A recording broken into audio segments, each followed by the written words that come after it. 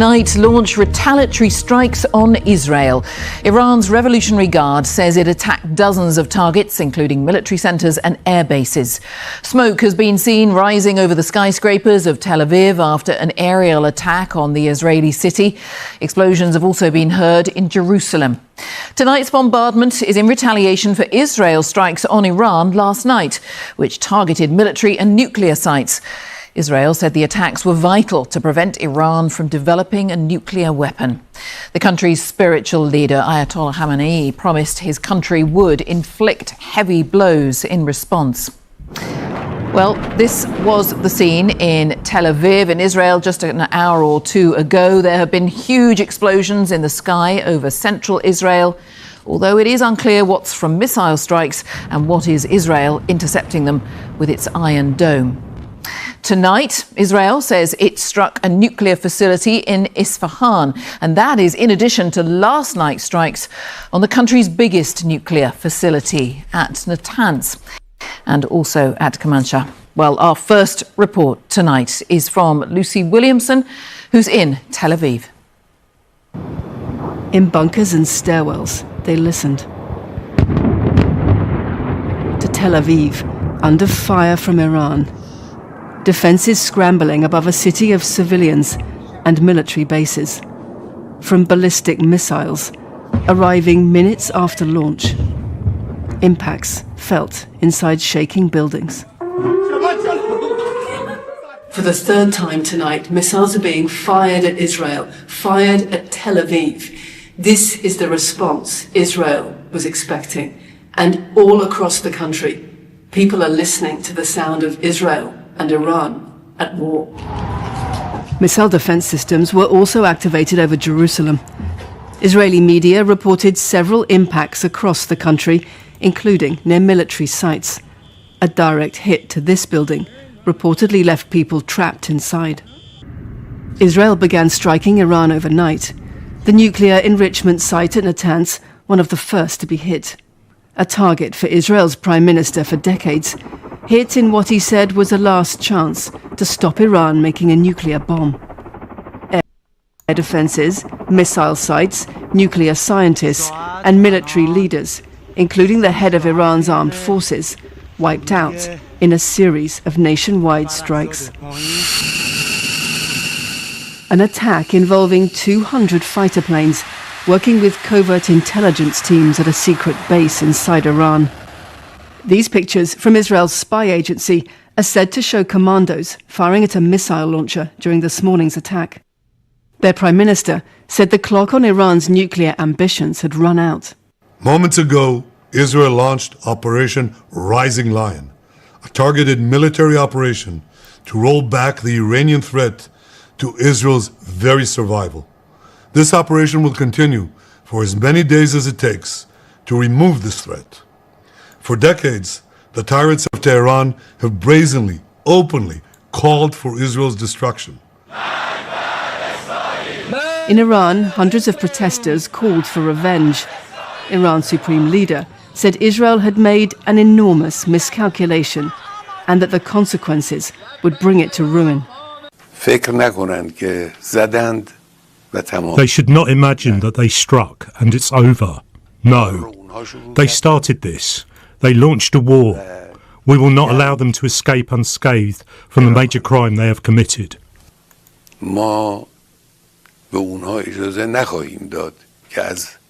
Iran has also now reported unconfirmed signs of radiation at the Natanz nuclear site. I call on all parties to exercise maximum restraint to avoid further escalation.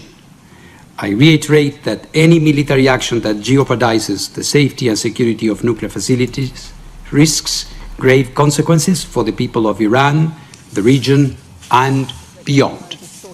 A former general in Israel's Air Force said there were limits to what military force could achieve. I think we can say pretty much easily this was the most complicated and actually complicated, probably dangerous operation that Israel ever did in its history.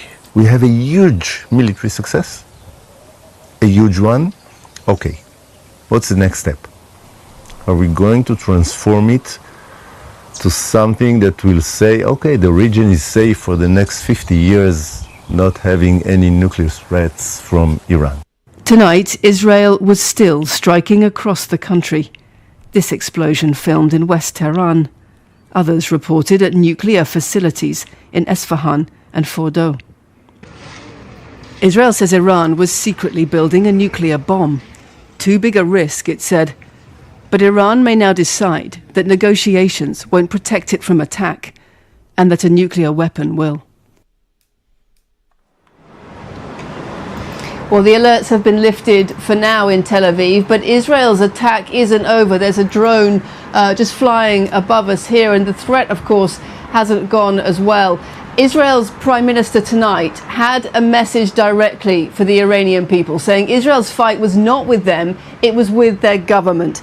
The time has come, he said, to stand up for your freedom from the evil and oppressive regime. And that strengthened the view that some people here have, that Benjamin Netanyahu's goal is not just to dismantle Iran's nuclear program, but its regime as a whole. Thanks so much, Lucy Williamson, there in Tel Aviv. Let's assess the situation in Jerusalem as well. Our correspondent Ione Wells is there. What's the latest where you are, Ione?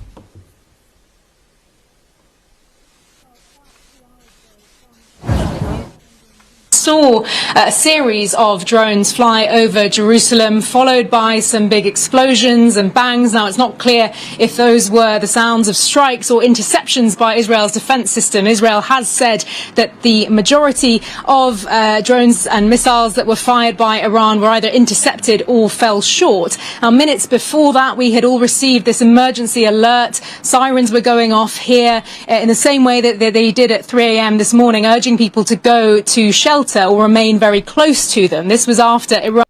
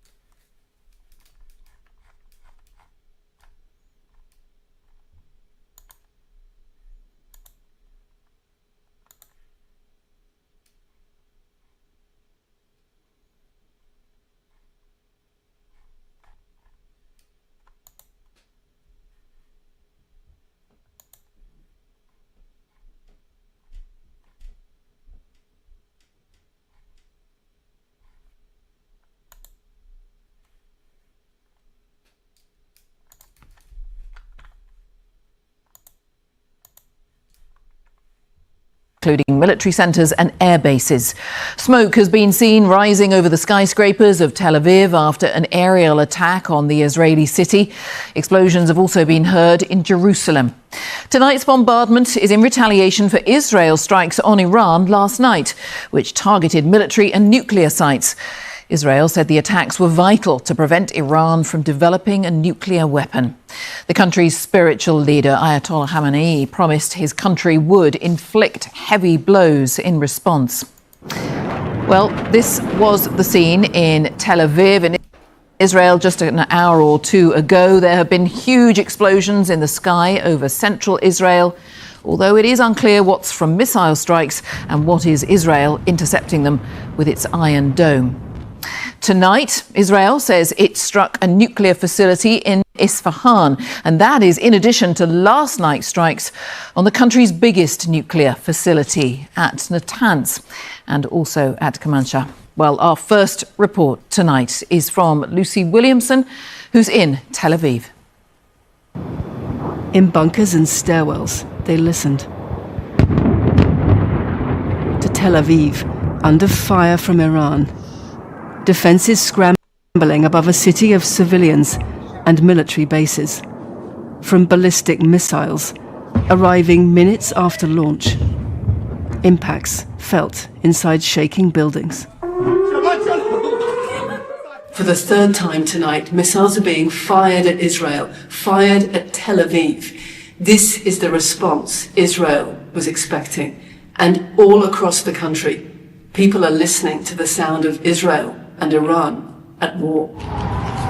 Missile defense systems were also activated over Jerusalem. Israeli media reported several impacts across the country, including near military sites. A direct hit to this building reportedly left people trapped inside. Israel began striking Iran overnight. The nuclear enrichment site at Natanz, one of the first to be hit. A target for Israel's prime minister for decades, hit in what he said was a last chance to stop Iran making a nuclear bomb. Air defences, missile sites, nuclear scientists and military leaders, including the head of Iran's armed forces, wiped out in a series of nationwide strikes. An attack involving 200 fighter planes working with covert intelligence teams at a secret base inside Iran. These pictures from Israel's spy agency are said to show commandos firing at a missile launcher during this morning's attack. Their prime minister said the clock on Iran's nuclear ambitions had run out. Moments ago, Israel launched Operation Rising Lion, a targeted military operation to roll back the Iranian threat to Israel's very survival. This operation will continue for as many days as it takes to remove this threat.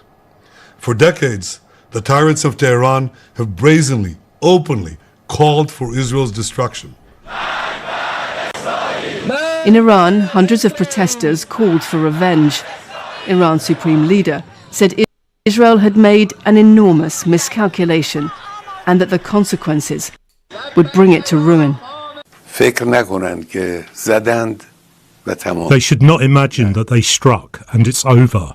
No. They started this. They launched a war. We will not allow them to escape unscathed from the major crime they have committed.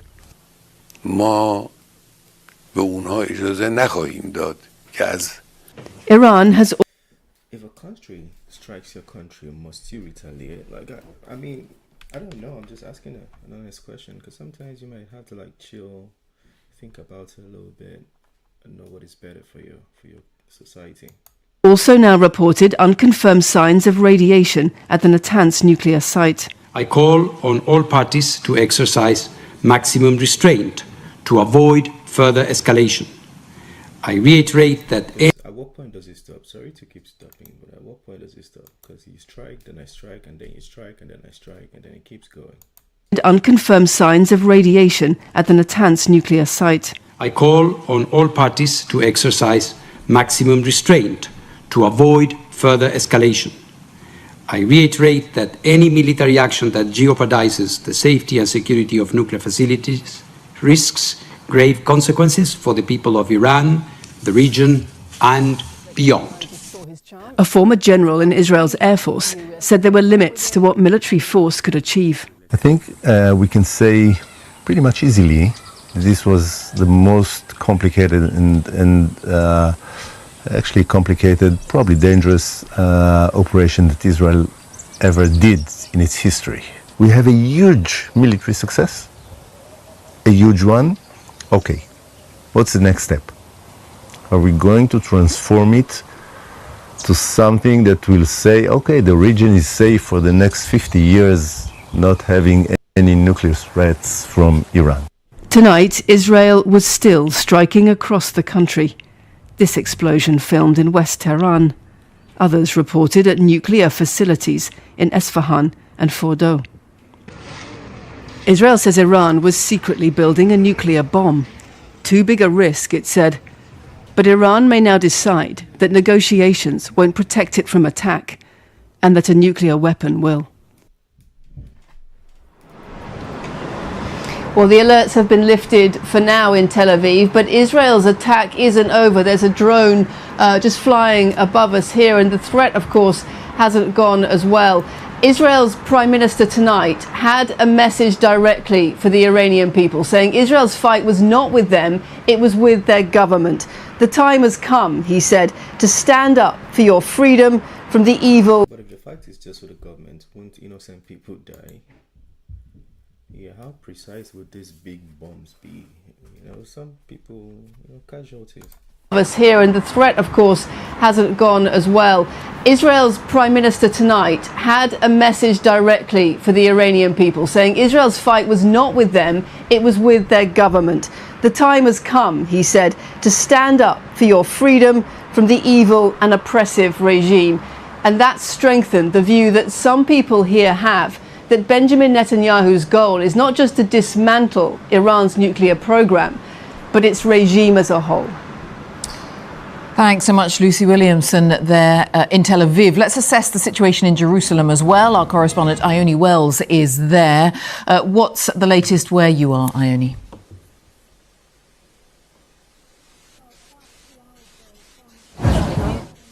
Saw a series of drones fly over Jerusalem, followed by some big explosions and bangs. Now, it's not clear if those were the sounds of strikes or interceptions by Israel's defense system. Israel has said that the majority of drones and missiles that were fired by Iran were either intercepted or fell short. Now, minutes before that, we had all received this emergency alert. Sirens were going off here in the same way that they did at 3 a.m. this morning, urging people to go to shelter or remain very close to them. This was after Iran confirmed that it was launching retaliatory military strikes on central Israel after a series of Israeli strikes on Iran today. Now, for now, that emergency alert has subsided. People are being urged to remain cautious. But as the last 24 hours have evidenced, that could change again very quickly. Ione, thank you, Ione Wells. Well, this isn't the first conflict between Israel and Iran, but it is the most explosive. The risks are huge. Our security correspondent, Frank Gardner, is here. Frank. Well, Jane, this conflict is bigger, more extensive, and potentially more dangerous than anything that's gone before. The targets hit range right across Iran. It's the biggest assault on that country since the Iran-Iraq war in the 1980s. One of the principal targets was Natanz, around 200 miles south of Tehran. Tonight, the UN's nuclear watchdog says it's been destroyed. It was Iran's chief uranium enrichment facility. That's a process that can have both peaceful and military purposes. Tonight, Israel said it biggest assault on that country, a nuclear site in Isfahan. And in the western city of Kermanshah, new footage of Israeli airstrikes. Missile bases have been struck across the country. On top of this, key military figures have been assassinated. Major General Hossein Salameh, the head of the Revolutionary Guards Corps, Major General Mohammad Bagheri, head of Iran's armed forces, and Brigadier General Amir Hajizadeh, the head of the Revolutionary Guards Air Force. Also targeted at least 6 nuclear scientists. So how is this being viewed by the Iranian public? The mood in the country is really divided. Some people, they're supporters of the Iranian establishment. They are angry, they're furious, they want revenge. However, there are some other Iranians, those who've been repressed in the past 4 decades by the Iranian regime. They are quite happy that the top Iranian Revolutionary Guard commanders are killed. Now, back in 2015, Iran was enriching uranium to just 3.6%. A video on TikTok where somebody was just, hanging out, having fun because other people, not just someone, lots of people having fun drinking in tunnels because they're excited that the regime is about to fall. But the regime hasn't fallen yet. I don't know why they're celebrating and they have their face on camera. They should be careful, they should be careful. I know some people are excited for this, some people are sad for it. I know some people are excited for the regime to fall, while on the other hand, still frightened by the war. Yeah, I know somebody like that. Yeah, I have a lot of people I know around the region. Oops, my network. Enough for civil nuclear power. Today, it's 60%, closer to what's needed for a bomb. But it was Donald Trump, close ally of Israel, who pulled the US out of a hard-won deal to curb Iran's enrichment. Today, he's ordered more US naval forces to the Middle East, amid fears that Iran could hit US bases. And there's another risk, that Israel's operation could even backfire. The military strikes from Israel are likely to expedite the thinking inside Iran about the fact that a nuclear bomb is the only real insurance that the Iranian leadership has against a major Israeli or US-led attack that targets the core of the leadership. So look, in purely tactical terms, Israel, which don't forget is a nuclear power, has achieved military success. It struck deep into Iran and assassinated top commanders. But this isn't the end. If Iran's regime survives, it may well now race to build a bomb, setting off a nuclear arms race across the Middle East. Jane. Frank, thank you, Frank Gardner. Well, Israel's attacks come as the US and Iran are trying to reach a deal on Tehran's nuclear program. Talks are meant to resume this weekend. President Trump has urged Iran to make a deal, warning of even more brutal Israeli attacks if it doesn't. I don't know how true this is, but I heard President Trump is involved. I mean, not him directly, but the US government or the US soldiers, US army, US military is involved. Tonight, the Prime Minister Sir Keir Starmer spoke with President Trump. The men say they agreed on the importance of diplomacy and dialogue to resolve this mounting conflict between Iran and Israel. Tom Bateman reports. A superpower at sea to defend its ally. Tonight, the US confirmed it helped Israel shoot down Iranian missiles. This sharp escalation after President Trump had been erring on the side of diplomacy. As Israel attacked overnight, Washington warned Iran not to hit back at American bases, saying it wasn't involved. But by this morning, Mr. Trump was on the offensive, saying Tehran's hardliners had lost the fight to get their terms on the nuclear deal. They're all dead now, he said, and it will only get worse. There has already been great death and destruction, but there is still time to make this slaughter, with the next already planned attacks being even more brutal, come to an end. Before I started the stream, I just read the updates. I was going through the news, and then I saw because they wanted the people from Qatar, the government of Qatar, to get involved with the negotiation. But the Qatari guys are saying that the meeting that was supposed to hold on Saturday is being called off. So there's no meeting on Saturday anymore, which means this is likely going to go beyond Saturday. Sorry, Sunday. I thought it was Friday, which is tomorrow. It's likely to go beyond tomorrow, pardon me. Tonight, the UN Security Council has been meeting in emergency session to discuss the crisis. Amid the calls for de-escalation, the Americans warned about further consequences. No government, proxy, or independent actor should target American citizens, American bases, or other American infrastructure in the region.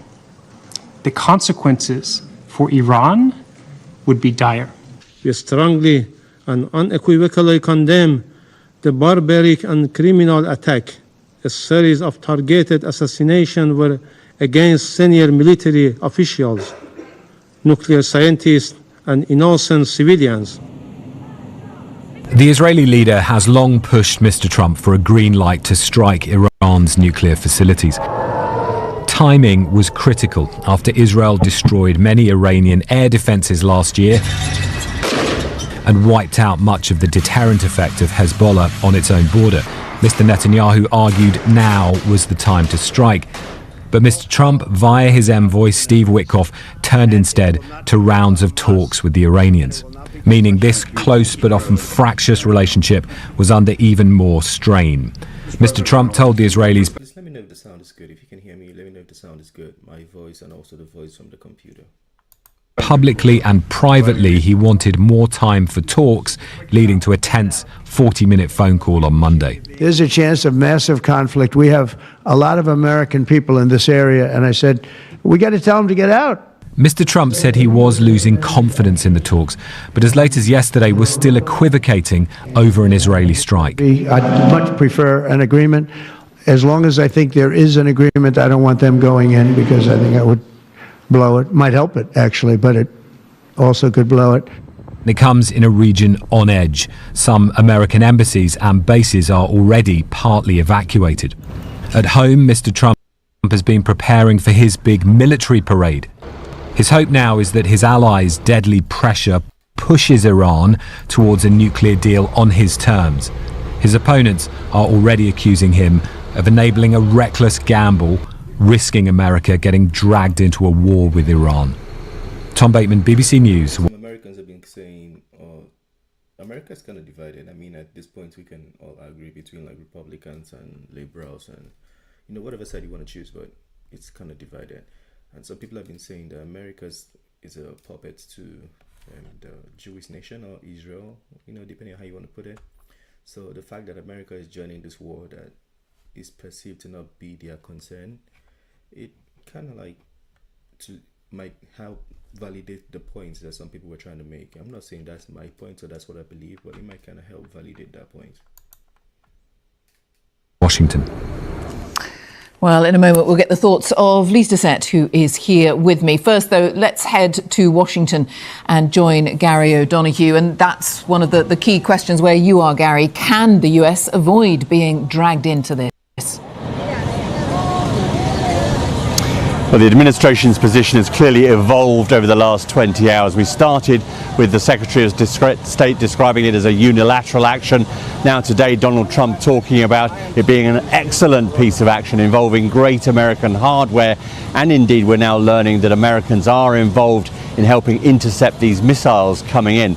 It comes with domestic risks for the president. Yes, there's strong support for Israel, but there also is strong animosity to any further involvement in Middle East wars and the 40,000 US troops that are in the region. Now, the Donald Trump, he's always talked about promises made, promises kept, and politics is about the deliverables. Now, if you look at Ukraine, if you look at the hostages in Gaza, if you look at getting Iran to do a deal, I think this president is finding the process of delivering harder than he thought it would be. Thanks, Gary. Gary O'Donoghue. And Lise Doucette is our chief international correspondent, of course. And people watching, Lise, will want to know what will happen. Where will this go now? But it is so unpredictable. So unpredictable and so perilous. Prime Minister Netanyahu of Israel is making it clear he's waited a long time for this moment and he's not going to waste it. We have seen in the war across the region over nearly 2 years now that the guardrails are off. So now Mr. Netanyahu is saying he wants to destroy Iran's weapons-making capability. What does that mean? How far will it go? All we know on day one is that it's going to take days with all of the dangers of escalation, both deliberate and accidental. But there are Iranian hardliners who also have been waiting to have a go at Israel. They believe they were held back last year, told to exercise restraint, and now they literally are calling the shots. So, day one, Israeli and Iranian civilians are being hurt and killed. There's growing fears about the danger of contamination and leakage. And finally, Prime Minister Netanyahu has also been making clear, as we heard in this program, One of our friends from Iran, Isfahan, was complaining about the same thing. Yeah, she was saying she's frightened because they, attacked Isfahan, the nuclear sites at Isfahan. And she's saying she's kind of like, concerned that there might be air pollution and that could affect the citizens, including herself. Wants Iranians to use this moment to rise up. Many do want to see the back of the regime, but many don't. And that, too, could be explosive. Lise, as ever, thank you, Lise Doucette. Okay, I think that's everything. Let's see. There's this video. Yeah, I just wanted to see, because I heard about the operation. I heard it was so, tactical, and they had, Iranians or Israelis, in the middle of the Israelis in Iran for a few months planning this. I heard it was very well strategized, so I just want to see if somebody's going to break that down. night, Israel scrambled 200 fighter jets into the air. They would fly towards Iran, firing on multiple locations at once.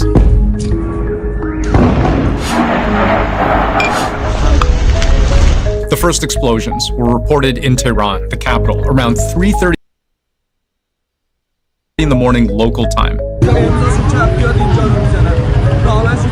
The IDF has confirmed Israel has hit nuclear targets. But the most dramatic phase of the attack would take place a little over 200 kilometers south, where the strike value and the risk, if things go wrong, are both incredibly high. This is where Iran enriches uranium, which is either for producing nuclear power or a nuclear bomb. We struck at the heart of Iran's nuclear enrichment program. We struck at the heart of Iran's nuclear weaponization program. Israel's attack went beyond this, however. It also included a series of targeted killings, assassinations, effectively, of high-profile nuclear scientists, as well as some of Iran's most senior military leaders. Islamic Revolutionary Guard's chief Hossein Salami, the so-called head of the snake, was killed in the attack. Within hours, Iran had already launched a counterattack, which Israel has already responded to with a fresh attack of its own. But let's start by understanding how Israel decided it would cross a line it has never crossed before. We're talking about multiple sites being hit, nuclear, military facilities, prominent Iranian military officials, and some of the key nuclear scientists being assassinated. I want to hear how the major players got assassinated, because they said they were called into meetings or fake meetings and they came and then they killed them. So like, I don't understand that whole story. Reality of that has never happened before. This was not a surprise attack. The world had already been warned. In February, the first in a series of intelligence reports predicting Israel was planning a strike. Then in May, just a few weeks ago, new intelligence underscoring the potential target, Iran's nuclear program. Something that even then might have felt like bad timing. Trump was in the middle of trying to negotiate Iran down on its nuclear program. What do you make of the Ayatollah saying that they have to enrich? They have to be able to enrich? They won't be enriching. If they enrich, then we're going to have to do it the other way, and I don't really want to do it the other way. Trump left unsaid what he meant by the other way, but Israel certainly found a way, appearing to operate on its own schedule. When it launched its attack in the early morning hours, it would also launch a PR campaign on social media. The Israeli Air Force posting pictures of its fighter jets about to deploy, American-made, armed to the teeth, combat ready. The US, though, would immediately put up its hands and say, "We had nothing to do with this." From the desk of the Secretary of State, this attack was Israel's unilateral action, and we are not involved. But the US knew this was about to happen. They definitely knew. Because 2 days before the attack, the US would start pulling American staffers out of the area. Non-essential personnel invited to fly back to home soil, paid for by the government. Well, they are being... They have to. I think when you have to do like a nuclear kind of strike or execution or explosion, whatever, you have to inform a country. The same thing with I think Russia and Ukraine. Even Trump said it, that Putin or people from the what is it called, from Russia? I forgot the house where the president is, but people from the Kremlin called him. He said people from the Kremlin called him and they told him that they were going to do it, and he knew that it's going to be bad, but he doesn't know the extent. So yeah, they usually know. So I'm 100% sure that the US knew. They might not have been involved at the initial strike, but they knew for sure. And we are not involved. But the US knew this was about to happen. They definitely knew. Because 2 days before the attack, the US would start pulling American staffers out of the area. Non-essential personnel invited to fly back to home soil, paid for by the government. Well, they are being moved out because it could be a dangerous place, and we'll see what happens. Then, a day later, now 1 day before Israel's attack, a bombshell from the UN's nuclear watchdog.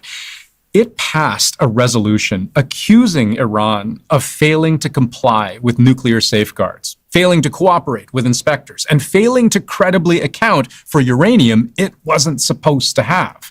The IAEA resolution was kind of the diplomatic side of the same coin of Israel's military operations. The IAEA said that for the first time in over 20 years, Iran is not in compliance with its non-proliferation agreement. So this time around, they said if you put more resolutions against Iran, which they call politically motivated, then what Iran will do is to simply just go ahead and expand its nuclear program even more.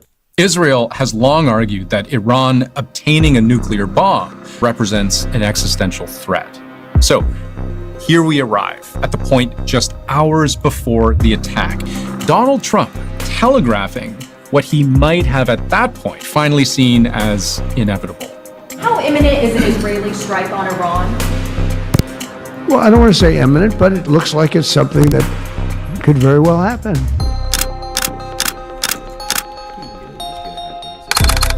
We can think of Israel's strike as being made up of three distinct parts.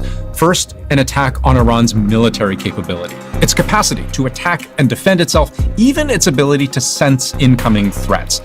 Israel would also target key military leaders, the highest echelon of Iran's armed forces, as well as perhaps the most volatile target of all, what Israel would call the heart of Iran's nuclear program. We'll start on the most conventional level, an attempt to hobble Iran's fighting force itself. Israel's Air Force would post this in the early hours after the initial strike, intended targets of an aerial attack on the western part of the country. These are all surface-to-air missile launchers, destroyed in numbers we can't independently verify, but which the IAF claims numbers in the dozens, if you include radar stations, which were also destroyed. To achieve this, Israel says it relied on 200 fighter jets. That's most of its aerial combat fleet, footage of which it was also quick to post online, showcasing F-15s, F-16s, and F-35s. That is a supersonic stealth fighter, what the industry calls a force multiplier, because of its ability not just to fight, but also to gather intelligence, even carry out electronic warfare. 200 fighter jets for a country the size of Israel is quite significant. It's going to be a large part of, frankly, their inventory and of their capabilities. Not all of Israel's fighting force was dedicated to destroying infrastructure, though.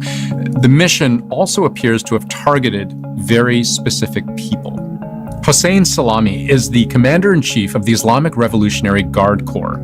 That's a branch of Iran's military, but it's more than just soldiers. It has business interests, political influence, and controls Iran's missile program.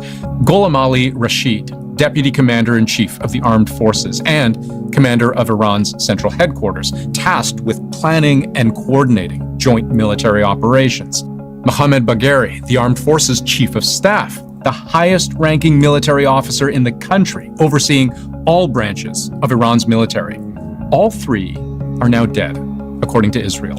A claim which, again, we can't independently verify, and which, I think I should point out, I have seen conflicting reports about, citing Iranian state media. But this is the claim Israel's Air Force posted online. Photos of all three men with the Hebrew word for eliminated written above their heads. Those are three incredibly high-level targets. And so their elimination is going to make it really, really challenging. Think about it this way. The problem in terms of Iranian response was already going to be challenged because of how Israel went after the ballistic missiles. But you've also eliminated the very people who were supposed to be in the room making the decision about how to respond. The third prong of Israel's attack was something it has resisted targeting overtly with bombs and missiles until now.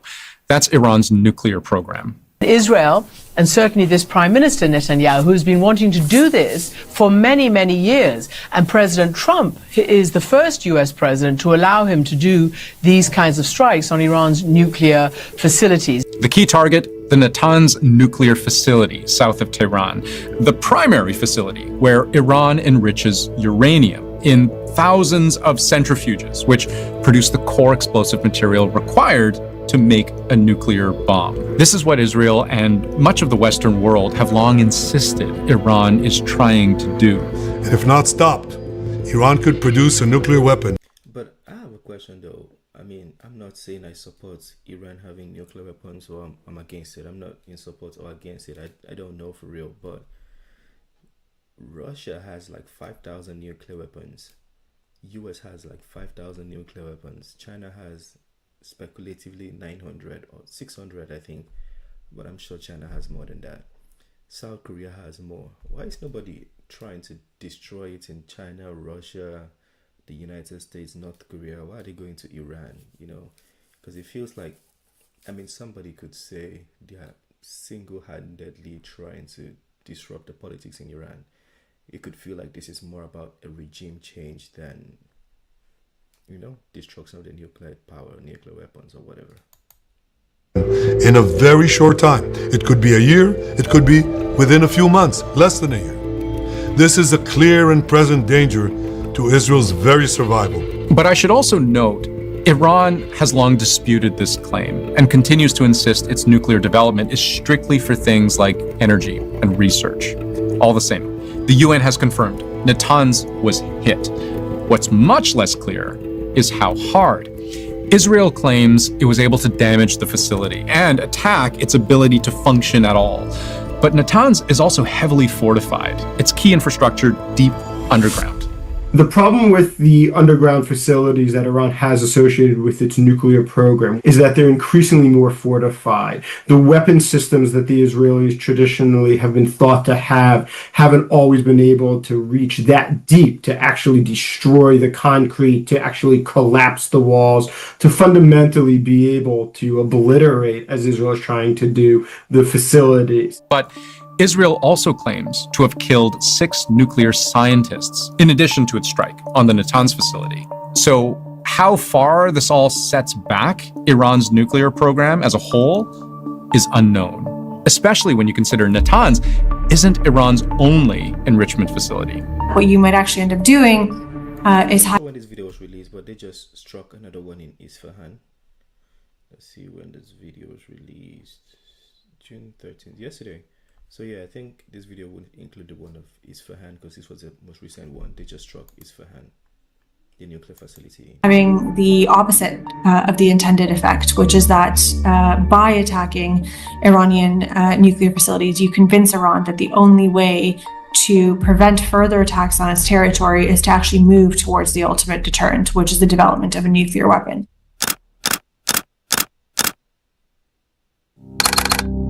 There have been new attacks since Israel's Operation Rising Lion began.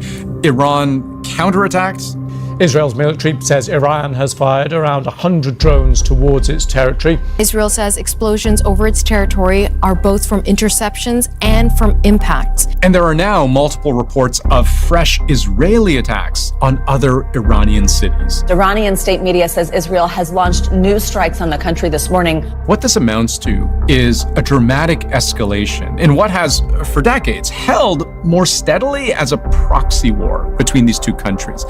Israel not usually in an active state of direct war with Iran, but rather locked in a constant struggle against Iran's allies, Hezbollah in Lebanon, Hamas in Gaza, and Houthis in Yemen. For a long time, for years, Iran and Israel were attacking one another through proxies. That's been the story of the Iranian-Israeli, conflict, the war in the shadows, or what they call the war between wars. But now the gloves are off. The United States also faces a new problem.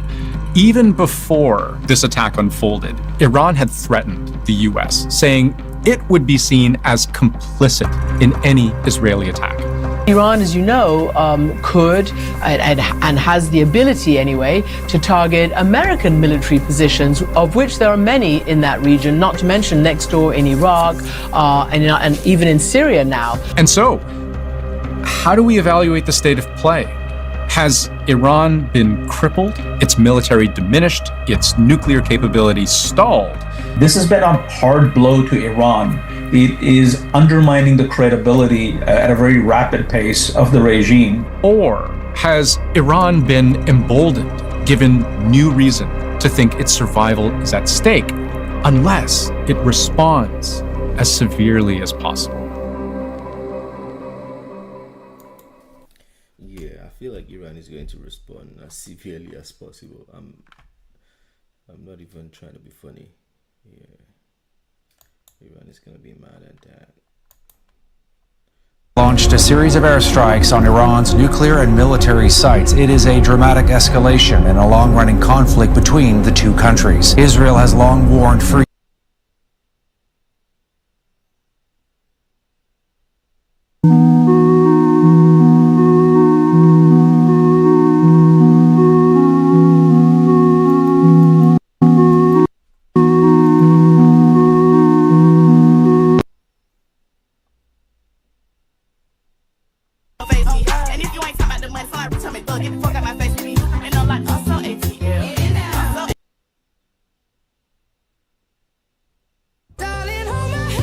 Nothing beats a Jet2 holiday. And right now, you can save £50 per person. That's £200 off for a family of 4. Nothing beats a Jet2 holiday. And right now,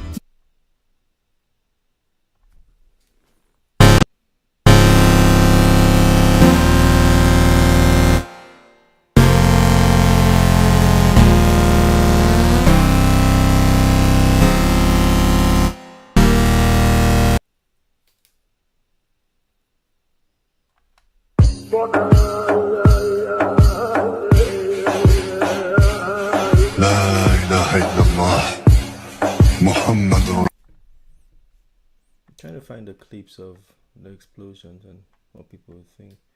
Since January, Israel has attacked.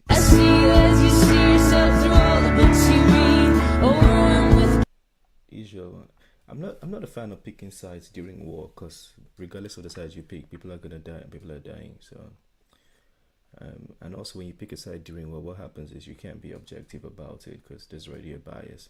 I know Israel did the initial launch, but politically they can give excuses or they can go back in time to tell you how it started. And yeah, it's just best to be objective and try to stop people from dying.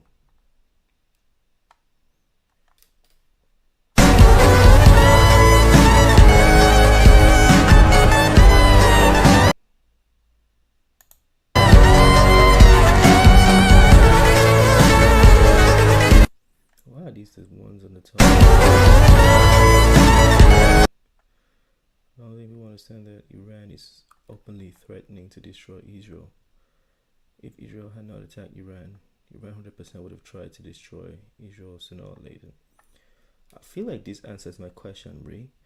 Remember when I asked if why they haven't chosen to destroy the nuclear facilities in US and Russia and China and North Korea? Maybe they're attacking the ones in Iran because Iran openly, I don't know this to be a fact, but maybe Iran openly said they were going to destroy Israel, and Israel is like, hold my beer, you know. Please pray for my country. Oh, you see, the thing is, we can stay here and speculate and talk, but the people living in there, they are the ones who are facing this, you know, they're going through all of this and they have to deal with this. Imagine staying in your room and there's a rocket flying over your roof. It's deep. We stand with Iran, my first World War gang. What?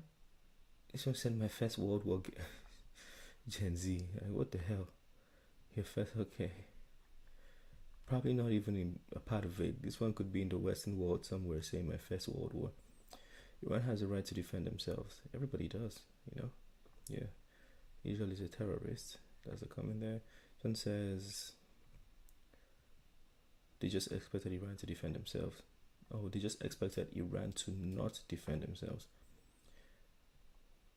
Iran is on power. I don't understand that. Like, are you trying to say Iran is drunk on power or Iran is on power? I don't get that. Guys, Israel start first and I think Iran should defend, right? This is what every country is doing in the world. Yeah, guys. I have families there and I didn't sleep all night because, yeah, I do have family there as well. I have people I can call my family in Iran. And they live in Isfahan, and Isfahan was bombed last night, and I think there's still like things blowing there right now. Yeah, because I'm texting, and they're telling me they can't sleep because there are things flying over their roof with the sign of sirens and stuff. Yeah, so this is serious. We got no, I don't get that. I mean, Egypt's cooked. Why? And nobody's blowing up Egypt right now. You should be fine for a bit. Yeah, Iran has the right to defend itself, but trying to get other countries involved is going to make the situation way worse. I feel like other countries got involved without Iran trying to push them to get involved. Like I heard there are countries from the Middle West and the United States that were trying to shoot down or that helped Israel shoot down the rockets from Iran. So I feel like that's other countries joining in their own ways. Again, just to be very clear, I'm not picking a side here. I'm just trying to share my views on what I've seen. Okay, I mean, Iran, and I should check every second. Yeah, that's what everybody in Iran is doing. People are trying to pay attention. to see where the next rocket would be. Hopefully it's not on their roof. Hopefully it's not on their street. You know, people aren't being too careful. People don't even want to go get food because you're not sure if on your way to get food, that's where it might drop. Please pray for Iran. This is actually pray like P-R-A-Y. I think the person wanted to write. As an Israel person, I wish for every person in Iran to be safe and sound. They have every right to defend itself. Yeah, everybody has to be safe and sound, and everybody can defend themselves. War 3 will happen. World War 3 would happen. I guess that's what they're trying to say here. I mean, I don't want that for sure. I don't know why people are trying to make this. I believe in manifestation. I don't know why people are trying to manifest this. I don't want World War 3 to happen. Yeah, I don't want to deal with war. I've seen violence on the streets, so I don't think I've ever seen a war, like a full-blown war, but I've seen street wars and street violence, and it's nasty, you know, like it's nasty. So a world war would be crazy. Why is this thing showing up here? I don't want to deal with this. Okay, this one says the whole world is not gonna survive. Damn, we're not. Why are you talking like this? Why do you have to think about the extreme when you think like that? Yeah, be positive. We're not dying, we're good. Yeah, we should be concerned about the people that are experiencing this right now. Don't be a pessimist, my boy. Is there a third world war? We're fucked. Good luck. Everybody's really being pessimistic right now, and maybe I'm too optimistic. Like, why does it feel like I'm the only one, you know, seeming optimistic? Everybody's saying we're dying, it's over. Iran is a land with thousands of years of civilization, where the first human rights charter was written. That's true. A nation standing strong under sanctions and threats without foreign aid or occupying other lands. Here, authenticity is rooted, not in lies. Yeah, Iran has a lot of history, and also that's the bad thing about war. When they start sending all these weapons and all this destruction to Iran, they might destroy a lot of those the infrastructure, the landscape, and the history it has. You know, that's one of the problems with wars. It's funny how it's not real. See the Palestine, Iran, Lebanon side of the war. I don't understand. I think this person trying to say it's not Israel, but Palestine, Iran, and Lebanon that started the war. Let me know what you guys think, yeah? Some of you might know better than me on this one. Let me know what you think. You said it's not Israel that started the war, but it's Palestine, Iran, and Lebanon. Well, we Iranians don't need Iraqi people to give an opinion about our right to defend ourselves. Or we don't... Oh, I feel like saying we don't give a flying MF about the Israeli-Palestine conflict. That's a conflict that the Islamic Republic has forced on us. It was 3:20 in the morning, and I literally was so confused. I thought it was a storm or something, but then I felt my home shaking, and yeah, that's when I realized this person is in Iran. I don't want to click on her picture, but this person is in Iran. You see how the people, like, you see all the comments, other comments are like, people are talking about, oh, World War 3 over, oh, dead over, but the people in Iran, they share like the full experience because they're the ones. Yeah, this is the whole experience. Like, people are looking over their roofs and seeing, you know, like flashy lights, like rockets. You know how they come, like flashy lights. People are looking over their roofs and seeing things like that. Please pray for us. I'm guessing this is from Iran as well. Why is it popping up? Love how self-defense is being used, and damn now, how ironic. You see news and I don't know what this person is trying to write here, but I couldn't read that. I know y'all aren't ready for this convo, but if Iran laid its hands on at least one nuclear bomb, then they would have started it first. What? I don't get this guy. Isn't the whole purpose of the military operation to destroy Iran's nuclear facility? But you're saying if Iran had a nuclear bomb, they would have started it. if Israel's claim is true, then it means Iran already had the nuclear bombs, and I don't know who started this. I don't want to get involved with that. Because I don't know the story, right? I don't want to say Iran started, because you can backtrack this to like way back and say this one started or that one first started. I don't want to go all the way back. May Allah help Iran. Remember we didn't initiate it was the best. Pray for us, guys. I'm guessing these are Iranians, people living there. Yeah. Now I'm hearing so there's a call, I think that on Iranian TV, I was recently just told on Iranian TV that they've asked the people to get ready. Yeah, to get ready and hide, and if they hear a siren, they should run or something like that, but they should be ready. So I think that's been announced on the Tehran, I think not Iranian TV, but not the whole of Iran, but I think just in Tehran. Yeah, so far I think Tehran is the one with a lot of the heat, and then there's some in Isfahan and like 4 other places.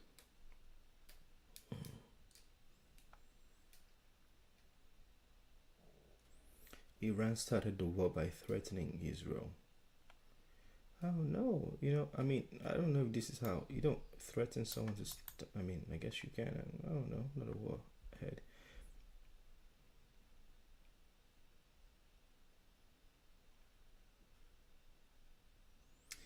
Yeah, nah. I want to hear from like the real people in Iran, not okay. This looks like AI. Why does it? This looks like really. Is this how it was? It was in Iran. Fighting back. Says Iran launches ballistic missiles at Israel. So this is Iran fighting back, guys.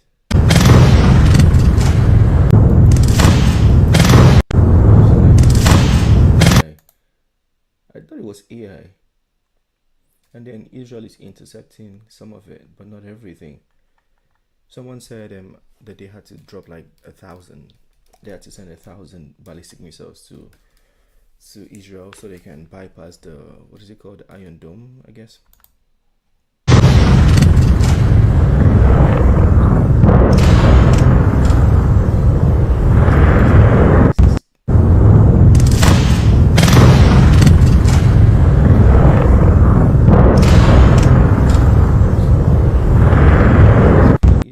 First World War kind of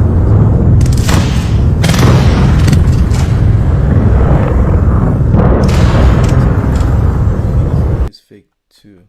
Yeah, this looks like, because there's a lot of like, it looks like rain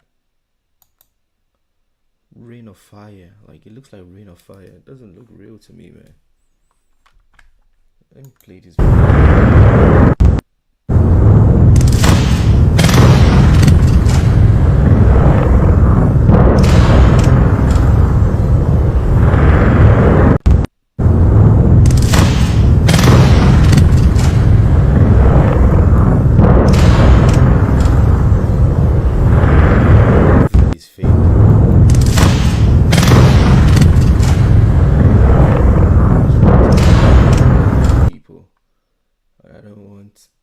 These are just dropping. You cannot be precise. I know they say precise military operation, but you cannot be really precise on these things. People would, you'd kill innocent people, a lot of casualties.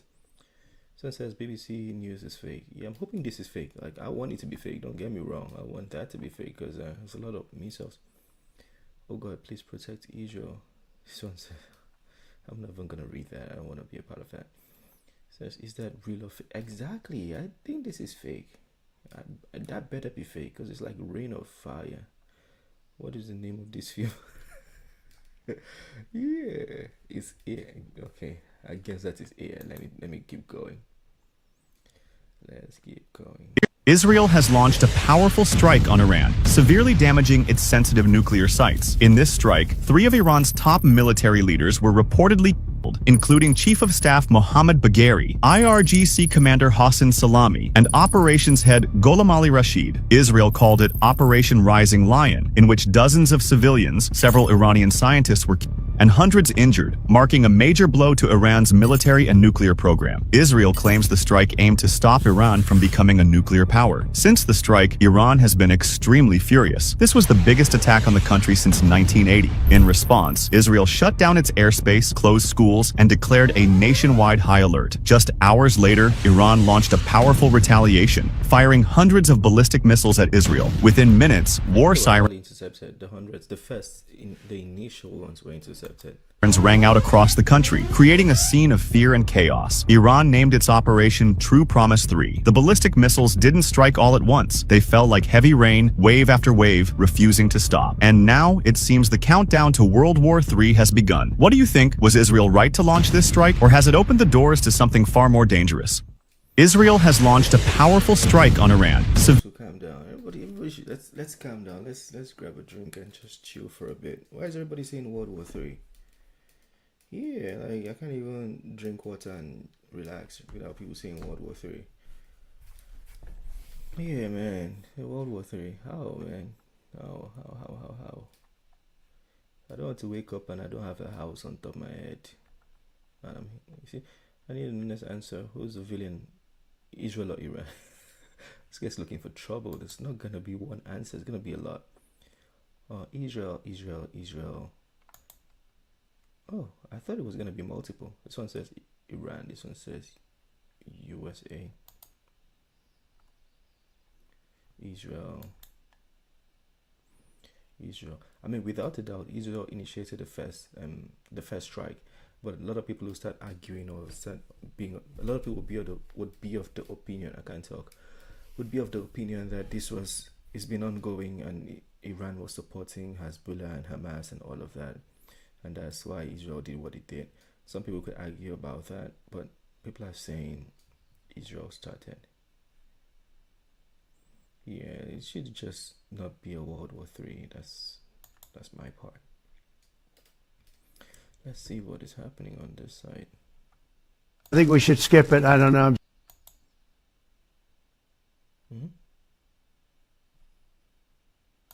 Just not really feeling it. World War III, folks. Hard pass. We've got enough going on stateside. We've got the No Kings riots set to kick off this weekend. No kings. We like kings, actually, folks. We like one king in particular, quite frankly. The King of Kings, our Lord. The No Kings riot. What? Oh, I was talking about the Pride Parade. See, this is my problem with the internet, right? You don't know for sure if Trump said these things, because anybody could just use Trump's voice and put a video to it, because clearly the mouth is not syncing with the audio. But you don't know if Trump really said these things. Lord and Savior, I don't know, maybe you've heard of him. With that being said, God bless, good night, and good luck. I think we should skip it. I don't know. I'm just not really feeling it. World War III, folks. Hard pass. We've got enough going on stateside. Israel's strikes on Iran's nuclear and military sites are a really big deal. Here are 3 reasons why. First, Israel's been threatening to do this for a long time, saying Iran's nuclear program poses an existential threat to it. Now they've actually done it. The strikes hit locations across Iran, including in the capital Tehran and Natanz, which is Iran's main uranium enrichment site. Several senior military commanders and top nuclear scientists were also killed. For years, Israel has been trying to persuade other countries that taking out Iran's nuclear capability is the right approach. This was Netanyahu talking about it at the UN back in 2012. But the US, Europe, and others have preferred to go down the negotiations route. We saw that with the Iran nuclear deal, signed during Obama's presidency. Trump withdrew the US from that deal in his first term, but earlier this year, he started new talks with Iran as a way to avoid military action. And just a few days ago, he said this. Look, I want to have an agreement with Iran. As long as I think there is an agreement, I don't want them going in, because I think that would blow it. Might help it, actually, but it also could blow it. Which gets us to the second reason why this is such a big deal. There are questions about how much the US, Israel's biggest ally, was or wasn't involved in the decision to go ahead with the strikes. The US's Secretary of State Marco Rubio said Israel took unilateral action, i.e. it acted alone. and that the US is not involved in Israel's strikes against Iran. So it looks like the US could be trying to distance itself a bit from Israel on this. And keep in mind that the 6th round of US-Iran nuclear talks was scheduled for Sunday. Trump says Israel did tell the US beforehand that it was going to do this. And in the last few days, some US embassy staff were being evacuated from the region. But still, exactly how the discussions between Israel and the US went down in the lead up to Israel strikes isn't very clear, nor is Trump's position towards Iran right now. In this post, reacting to Israel strikes, Trump says he told Iran to make a deal, but they just couldn't get it done. In the same post, he also called for more diplomacy, saying Iran must make a deal before there is nothing left. Now, the third reason why this move by Israel is such a big deal is because of what Iran's potential response could be. Right away, Iran launched about 100 drones towards Israel, though many were intercepted. And Iran's supreme leader has warned Israel to expect severe punishment. A big question is whether US military bases in the region could also be targeted. And there are a lot of them, including in Gulf countries like Kuwait, Qatar, and the UAE. On Wednesday, Iran's defense minister said if a conflict it's going to be a lot to be fighting Israel and then targeting the US, and then the US allies would get involved.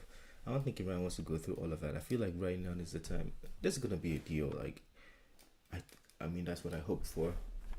I mean, not a deal necessarily, but a peace talk. So there should be a ceasefire, because this is wild. And it's so random. Conflict is imposed on us, all US bases are within our reach, and we will boldly target them in host countries. That scenario would mean direct conflict between Iran and the US on another country's territory. So we'd be looking at all sorts of serious ripple effects across the region. Yeah. People are just like, fuck Israel. There's a lot more.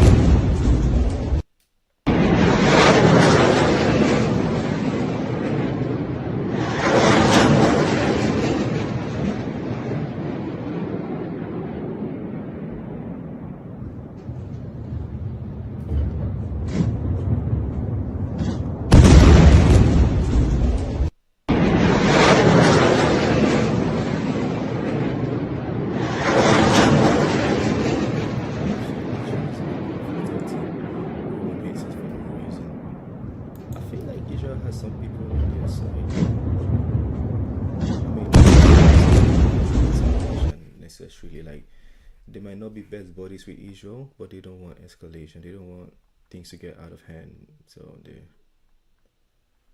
they're helping Israel, especially with shooting down the drones, whatever, the missiles. Pardon me.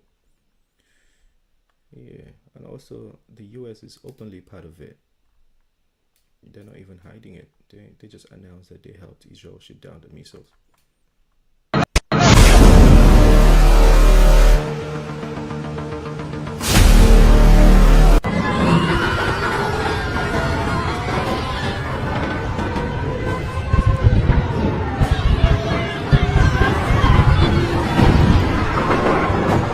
And they called it a precise military operation.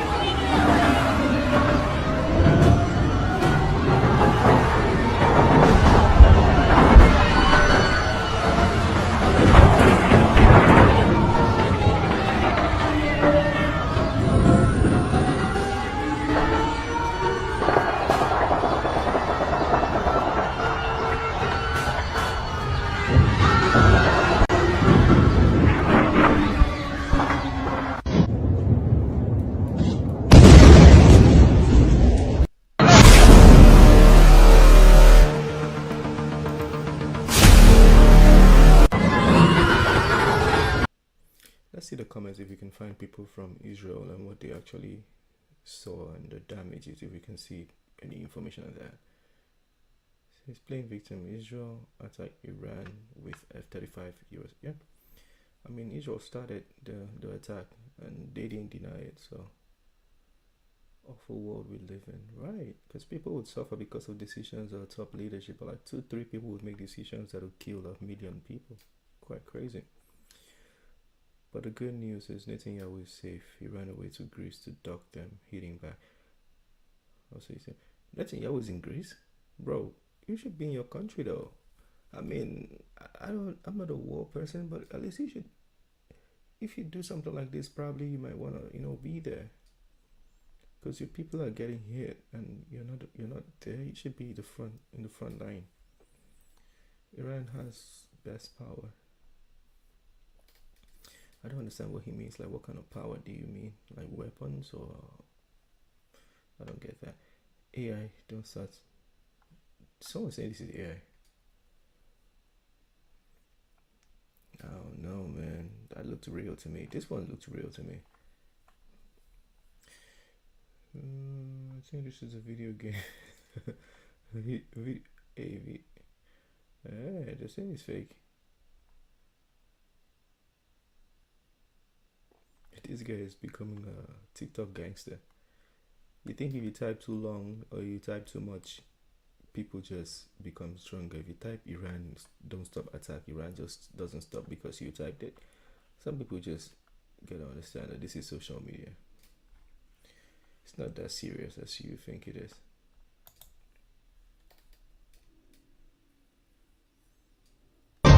ونحن اليمين وأنتم شمال ونمحق راية سفيانكم ندوس ونحن اليمين. I'm seeing more videos of Tel Aviv, of Israel, than I'm seeing of Iran. But Iran was hit first. I don't know, is it like a propaganda thing? Because I'm not seeing where, unless Iran is keeping it a secret, they don't want to release it to the media. But I'm not really seeing the videos of the destruction in Iran. I'm only seeing destruction in Israel and Tel Aviv. You see, people are showing Tel Aviv. See, Iran hit back and resolved. Yeah, I heard Iran sent like 1,000 ballistic missiles so they can bypass the Iron Dome and then they can still shoot the targets. It's quite crazy. ونمحق راية سفيانكم ندوس ونحن اليمين وأنتم شمال ونمحق راية سفيانكم ندوس ونحن اليمين وأنتم شمال ونمحق راية سفيانكم ندوس.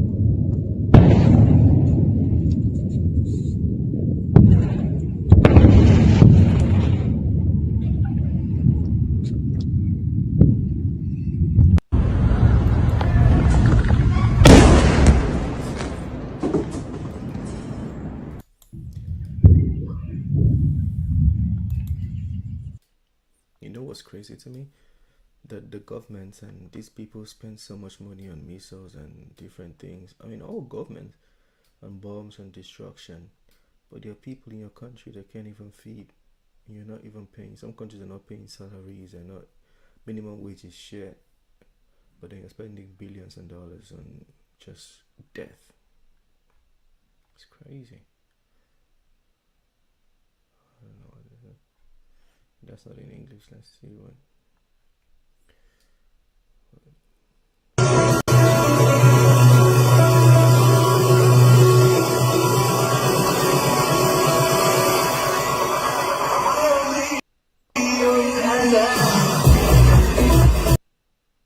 People in Lebanon are partying and they can see the war ongoing between Israel and Russia.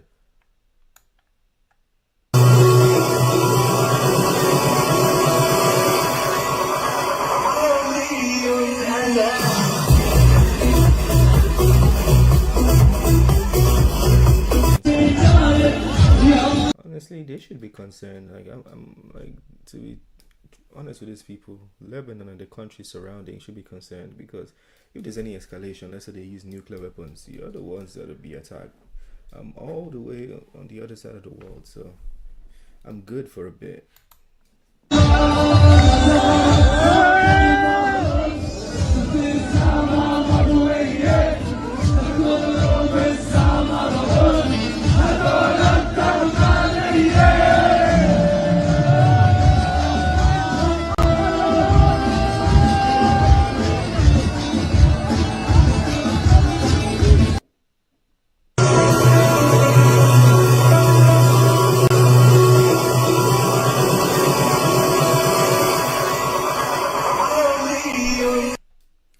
Trump is not going to intimidate breaks.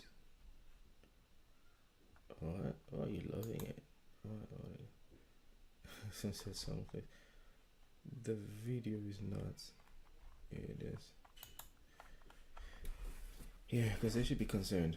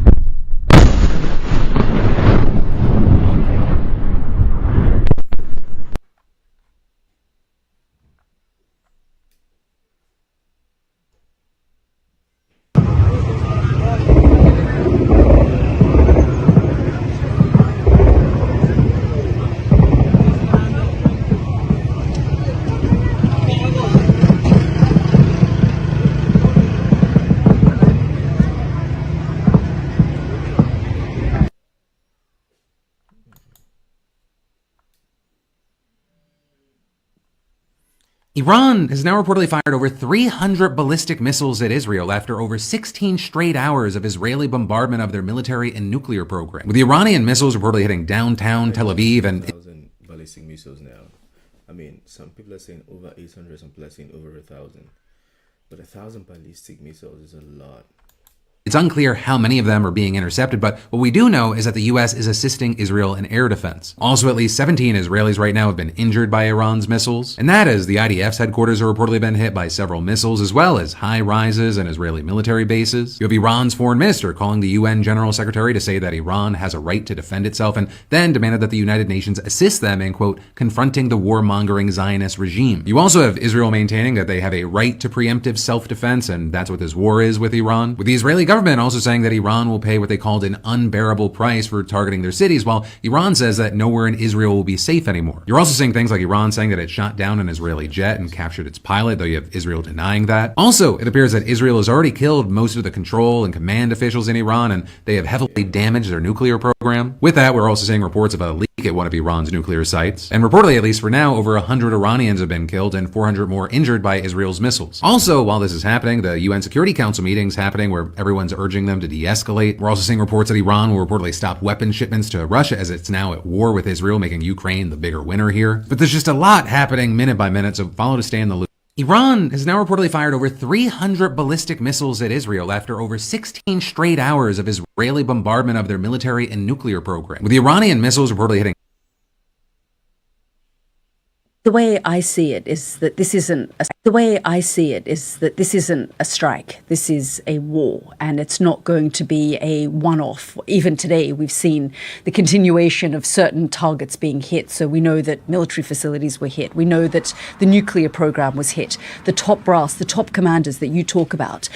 And in my conversation with the Israeli intelligence community and establishment, they've indicated to me that this has been, as you say, 20 years in the making, that this goes back, the planning for this, having agents on the ground in Iran that's been working for them, collecting information. I mean, even the information that came out today that they had set up a sort of drone base, and when I spoke to them, I said, you took a leaf out of the Ukrainians' book, and they said, no, they took one out of us. We've been at this for a couple of decades, actually, trying to infiltrate, get a better sense, even luring those commanders to where they were, taking out 20 or so, and I got a list of the names. I mean, we're talking top echelon. That's what I just spoke about. So apparently this is correct. It says Benjamin already left. Yeah, he's in Greece and the people are suffering.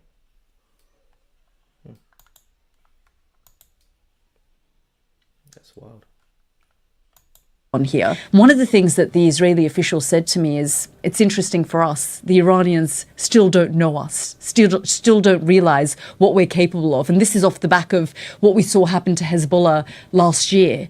The fact is that Iran is different. It's a different kettle of fish. But I almost wonder if they underestimated the nature and scale. And like I said, doesn't feel like a strike. It's certainly a war, and a war that Benjamin Netanyahu is now not going to back down from. Yeah, that's the thing. I don't know. I was having a discussion. I was telling someone that for this man to decide to strike now, Netanyahu to decide to strike now, it would most likely mean he's ready for something, which is not good, you know, for both sides, not just for Israel or not just for Iran, but it's not good for both sides, because whatever he's going to do, Iran is going to show power to and retaliate, and then they'll retaliate back, and then so when is he going to stop? Yeah, we never know. Benjamin already left. Anyone saying Iran has been threatening countries, etc. My question is, how many countries has Iran invaded in the last 100 years compared to Israel? That's a good question. You know, I don't know. You know, in the Western world where we live in now, there's a lot of propaganda, so we don't even know the truth. Honestly, I couldn't tell you what the truth is. I don't know if it's Israel is at fault, Iran is at fault, Israel started, Iran started, or like that is being pushed to us is a lot of propaganda. So yeah, unless you speak to someone who knows the politics and lives around there. God bless Israel. Israel has the best intelligence in the world. I've heard that. Yeah, I've heard that. The Iron Dome is leaking. Tehran has shown it has the capacity to touch Israel defense in the face. It's a shame. Man, see, let them just stop trying to fight. That's it. I don't care who's winning or who's destroying what.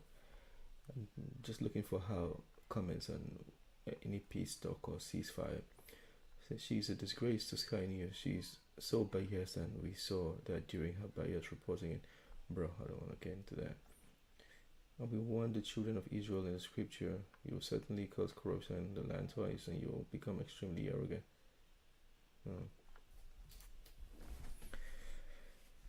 Iran has a right to defend itself. Yeah. Look at how happy she is. I don't think she's necessarily, I mean, not to defend her, I don't know, but I don't think she's necessarily happy. I just believe, you know, when she's in front of the camera, she's used to keeping a smiley face or a happy face, and it happens to me sometimes, and people think I'm laughing, but I'm just keeping a camera face, and it doesn't really define my emotion.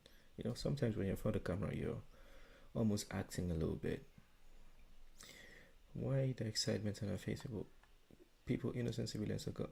Yeah, I don't think she's necessarily excited. The glee in her face is explaining. Everybody's talking about that. Free Israel. Proud of Yalda Jan. Is that her name? You should be ashamed what pride is in it. Oh. Wow, eyes full of glee.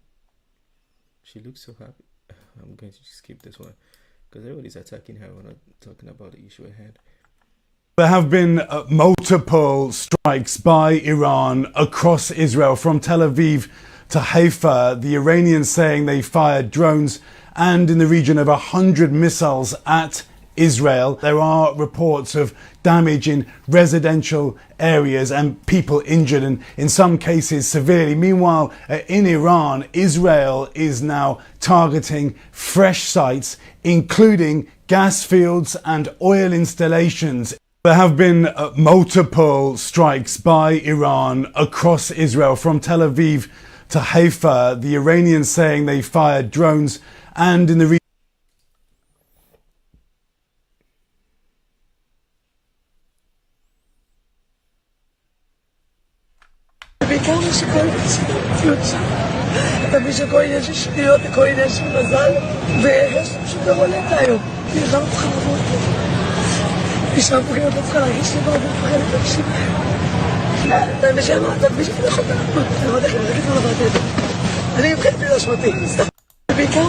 This thing is not about the people of Israel or the people of Iran. This thing is like a government decision thing and like I don't know, like a top leadership indoctrination. And now the people, the common man has to suffer.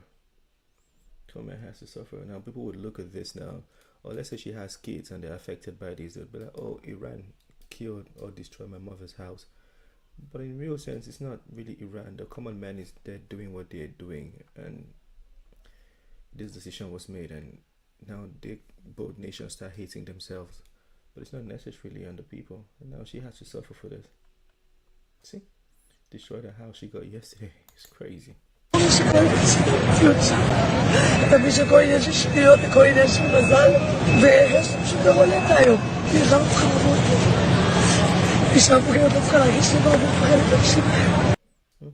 alive.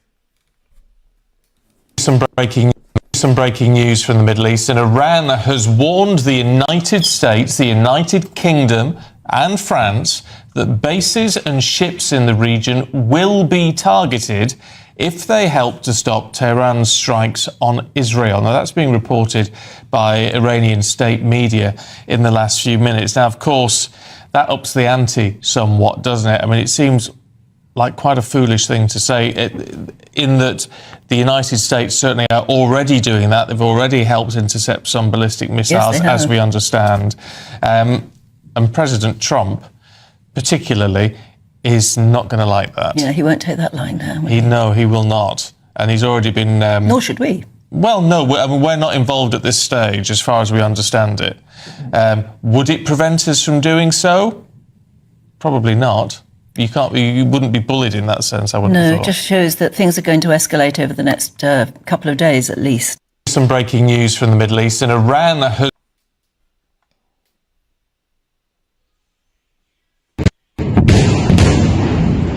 Iran launched a direct attack on Haifa port, and Israeli media has confirmed casualties in the nearby city of Tamra. Israel reportedly reached out to Russian President Vladimir Putin to help stop the Iranian strikes, but Putin refused. In response, Iran shut down maritime traffic through the Strait of Hormuz and warned that any country allowing attacks from its territory could face retaliation, putting more nations at risk. The US has activated all its Middle East bases and deployed warships. Iran's third wave of attacks came by air, sea, and submarine, and now Israel is threatening nuclear retaliation.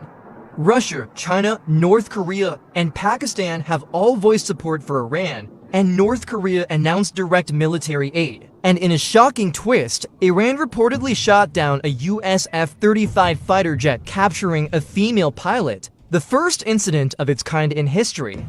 Tensions are exploding, and the world is holding its breath.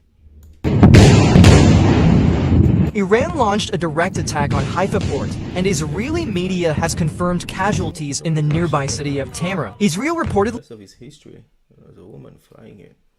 It's crazy. And that shit is expensive too. See, spending money. After Iran launched multiple strikes on Israel, Prime Minister Netanyahu reportedly called Russian President Vladimir Putin, asking for help in stopping Iran.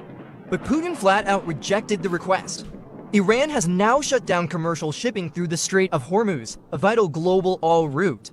In response, the US has activated all its military bases across the Middle East and deployed warships to the region. Iran, meanwhile, has issued a warning. Any counterattack launched from any country's military base will be met with direct retaliation, putting neighboring countries at serious risk of getting involved.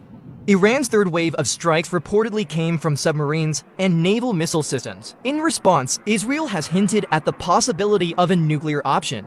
Russia, China, North Korea, and Pakistan have publicly backed Iran, and North Korea has even pledged direct military support. Unconfirmed reports suggest Netanyahu may have taken shelter in a neighboring country. And in a stunning development, Iran claims to be the first nation to shoot down a US F-35 capturing a female pilot alive. The world is watching closely. After Iran launched multiple strikes on Israel, Prime Minister Netanyahu reportedly called Russian President Vladimir Putin, asking for help in stopping Iran. But Putin flat out rejected the request. Iran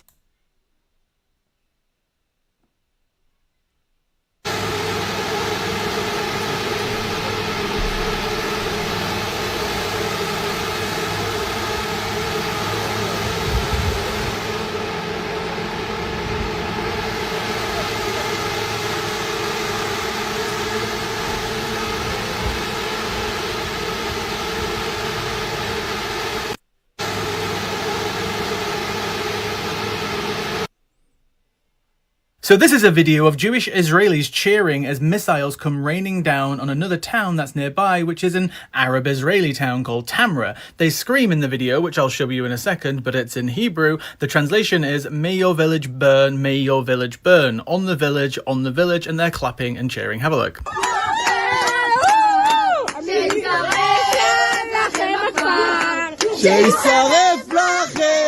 What's interesting about Israel, which isn't a state built on, 2 tiers of citizens and Jewish supremacy, is that for some reason, many Arab Israeli towns don't have bomb shelters. Tamra right there has no official bomb shelter. They have 5 portable bomb shelters, which don't fit in the entire population of the 33,000 people who live there, but every single Israeli town absolutely does. Also, interestingly, is that the many mechanisms like the Iron Dome that Israel has to intercept missiles, it's only effective in certain areas, and it just happens to be in many Arab Israeli areas it's less effective there, or not effective at all. Very interesting, right? And on top of that, there are dozens of Israeli Arab towns where Israeli Arab citizens live that don't have access to bomb shelters, or don't have access to very limited access to bomb shelters. And it's just very interesting, isn't it, how it's a democracy, right? People are treated fairly, right? If you're an Arab Israeli, you're just as equal as everybody else, despite the fact that hundreds of thousands of Israeli Arabs don't have access to the same bomb shelters that Israelis do. But hey, what the news is saying about this thing.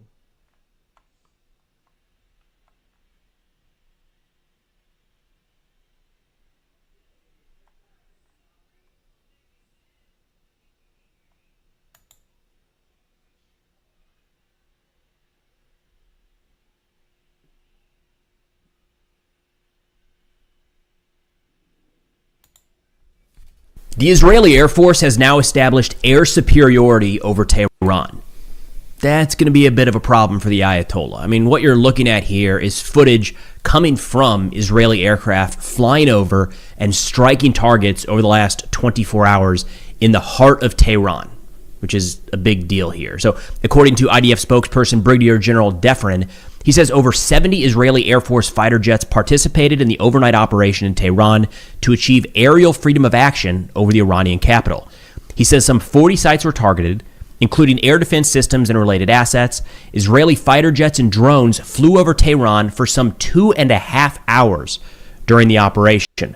Quote, "The dozens of aircraft are flying freely over Tehran thanks to the opening blow that removed the threat of the Iranian air defense systems." He added that this is the deepest area that Israel has so far operated in during this war. Quote, "Tehran is no longer immune. The capital is exposed to Israeli attacks." And this is something that Israel is harping on today because of how significant this is in the direction of this war. When Israel is able to fly multiple sorties over some of these areas each day and not have anywhere near the same concern of Iranian air defense, it opens up the possibility to strike targets over and over and over again, rather than one-off with certain platforms as they try to evade Iranian air defense. Statement here from the commanding officer of the Israeli Air Force, Major General Barr, said, quote, "After an active day in which we struck hundreds of targets, including dozens of surface-to-air systems, we conducted a series of precise strikes of operational and national significance, which improved our aerial superiority and our freedom of activity in Iran. For the first time since the beginning of the war, over 1,500 kilometers from Israeli territory, the Israeli Air Force struck defense arrays in the area of Tehran." In fact, we have a statement from the IDF spokesperson, General Defrin, who's just on Fox News a little bit ago. Let's give that a listen. "We paved the way in the last few hours. The Israeli Air Force has paved the way to Tehran, the capital of Iran. Now we can act freely from West Iran all the way to Tehran. And the Israeli Air Force is acting now above Tehran and West Iran itself." Now, I understand some of the confusion here of, wait a minute, if Israel now has air superiority, what on earth was going boom over the last 48 hours? And the answer is a lot of those munitions would have been launched at a distance. So maybe even outside of Iranian airspace, likely a lot of them inside of Iran, just much further west. So what you're seeing play out right now is essentially the destruction or the suppression of enemy air defense assets. So this is something that we saw Russia try to carry out in the opening days of the war in Ukraine. They were not successful, which is why that airspace is still closed over much of the country. In this case, this is kind of what the U.S. would want to do in a fight like this. Immediately establish air superiority, and you can start dropping bombs and firing missiles anywhere and everywhere inside of enemy territory. Again, this has the possibility of drastically altering the direction of this conflict, not in a good way for Iran, but a good way for Israel. Additionally, we got some new information on the number of nuclear scientists and the names that were eliminated in this first round of strikes. Israel said during the first wave of strikes of Operation Rising Lion, 9 senior scientists and experts who advanced the Iranian regime's nuclear weapons program were eliminated. They say the individuals who were eliminated played a central part in the progress towards nuclear weapons. Their elimination represents a significant blow to the Iranian regime's ability to acquire weapons of mass destruction. And again, we have the actual names of these individuals now, as well as some pictures. And then according to an Israeli official, they said a part of this plan was that dozens of analysts in the IDI research department, that's the Israeli Democracy Institute, an independent research center based in Jerusalem. They say dozens of analysts in this organization worked on a secret project focused on tracking key Iranian nuclear scientists for years. So this was not a matter of, we think this might be their office or this could be their home, they were there at one point, but deliberately tracking the people at the senior levels of the nuclear program and knowing where they would be at all times of the day so they could effectively carry out these strikes. The Israeli official added that several of the eliminated scientists had spent decades advancing nuclear weapons, constituting a significant part of the Iranian regime's plans to annihilate the state of Israel. These scientists had diverse professional experience and extensive experience. Many were direct successors of the founders of the Iranian nuclear project. So again, as mentioned in recent videos, the issue here for Israel is not just going after some physical location and saying that's the nuclear, the centrifuge that needs to be eliminated, let's say. In the case of the Iranian nuclear program, there's a lot of knowledge that would survive the destruction of the physical nuclear program. So what Israel has chosen to do here, not unsurprising, is go after the base of that knowledge. A lot of the senior nuclear scientists inside of Iran. So now that the